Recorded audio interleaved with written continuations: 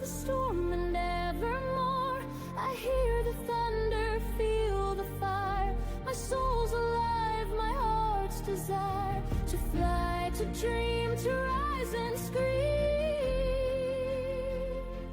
I am free. An elderly man lay dying in his bed. In death's agony, he suddenly smelled the aroma of his favorite chocolate chip cookies wafting up the stairs.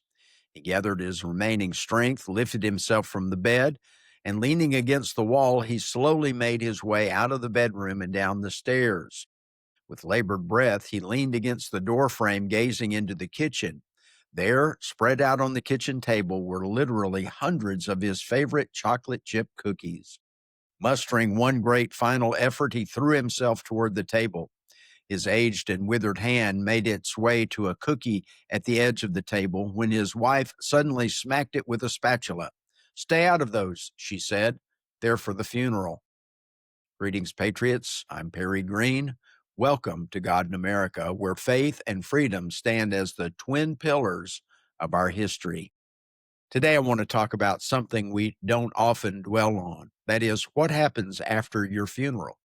That's not to be morbid or dark. In fact, thinking about what follows our funeral can be one of the most honest, freeing, and faith-filled reflections we can have. Since we're early in the new year, I thought this would be food for thought regarding what we do with our lives this year. One day, there'll be a service with your name on the program. A few people will stand up and say some kind words. Others will sit quietly, maybe shedding a tear or two. But what happens after that? In the days and weeks that follow, life moves on. The family gathers for a meal, sharing stories between laughter and silence. The flowers begin to fade. The sympathy cards slow down. People return to work. The kids go back to school. Even those who loved you most find themselves pulled back into the rhythm of living. That's not inconsideration or cruelty. That's just life. It's precisely what Solomon meant when he wrote, "One generation passes away and another generation comes, but the earth abides forever." Time keeps moving. Seasons keep turning. But here's the good news. While life on earth goes on, your life doesn't end at the graveside. The Bible tells us that death is not a period, it's a comma. It's a transition, not a termination. 2 Corinthians 5 verse 8 reads, "To be absent from the body is to be present with the Lord."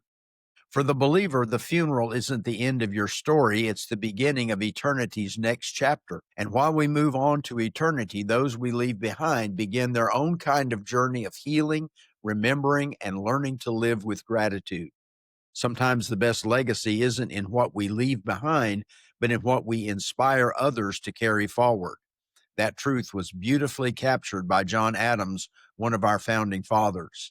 In a letter written late in life, he said, "I must study politics and war that my sons may have liberty to study mathematics and philosophy, that their children may have the right to study painting, poetry, music, architecture."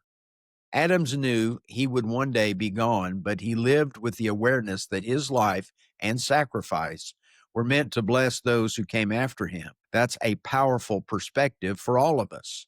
So ask yourself, what will continue after your funeral? Will your faith ripple through your children? Will your integrity echo in the people who work beside you? Will your prayers still bear fruit in the generations that follow?